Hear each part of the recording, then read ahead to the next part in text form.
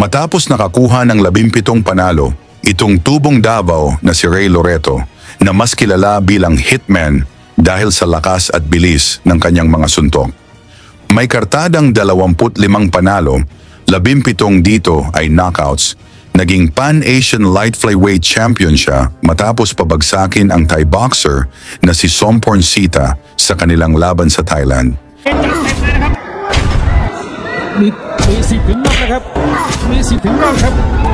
Dahil sa ipinakitang husay ni Loreto, nabigyan siya ng malaking laban. Ito ay kontra sa IBF at IBO World Champion na si Encosinati Joey, kilala rin bilang Mabere. Si Joey na may rango bilang numero 1 sa The Ring at BoxRec ay isang kilalang pangalan sa buong mundo. Ang kanilang unang laban ay ginanap sa Salle de Cetoile, Monte Carlo. Bagamat itinuturing na underdog si Loreto sa laban na ito, ikinagulat ng lahat ng pabagsakin niya si Joey sa ikatlong round at tanghaling bagong IBO World Light Flyweight Champion. To keep his guts up. Unbelievable stuff from Hitman Ray Loreto from the country. He's trying to feel Joey. A throw out, but he doesn't need to care. Hindi ito matanggap ng kampo ni Joey na nagsabing tsamba lamang ang panalo ni Loreto. Dahil sa kagustuhan nilang makabawi, nag-alok sila ng 2 milyong piso para sa rematch.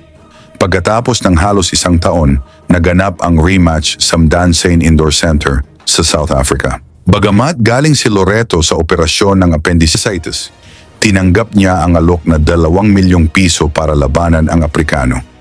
Alam ng kampo ni Loreto na talamak ang dayaan sa Africa kapag umabot sa scorecards, kaya't nagpasya silang tapusin ang laban sa pamamagitan ng knockout.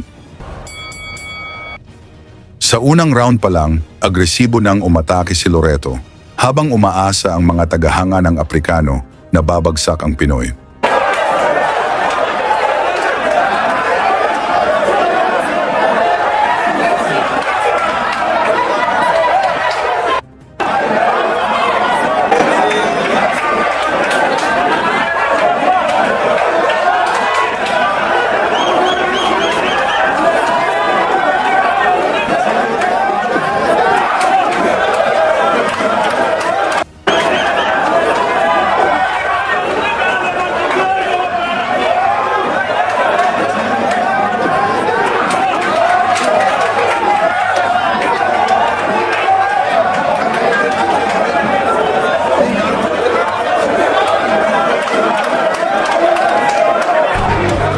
At isang himala nga mga bay.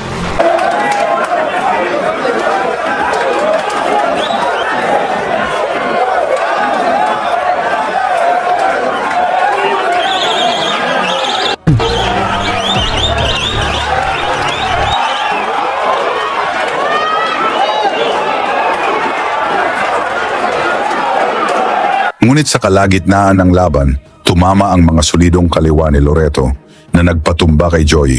Bagamat nakatayo muli si Joey, halata itong nasaktan.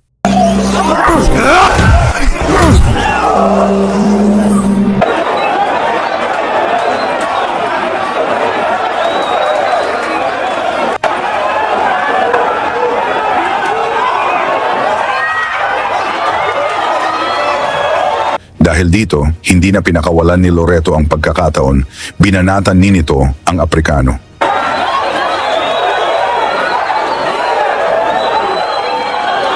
Muling bumagsak si Joey at inawat na ng referee ang laban na nagbigay kay Loreto ng technical knockout na panalo sa unang round. Sa kabila ng panalo ni Loreto at matagumpay na depensa ng kanyang titulo, tinakas umano ng manager ni Joey ang premyo na 2 milyong piso. Dahil dito nagsampa ng reklamo ang kampo ni Loreto kasama ang Philippine Games and Amusement Board laban sa promoter sa Africa na responsable sa nasabing insidente. Ngunit hindi na nila nakuha pang muli ang premyo. Tungkol naman sa laban, pag-usapan na lang natin yan sa baba at isama nyo na rin ang inyong lugar para alam natin saan na umabot ang ating video. lagi niyong sundan, huwag magpapahuli. Pag-usapan ay bakbakan, balita niya at laban, mga Pinoy na di nagpapagapi. Salamat sa mga suporta na lagi nandyan.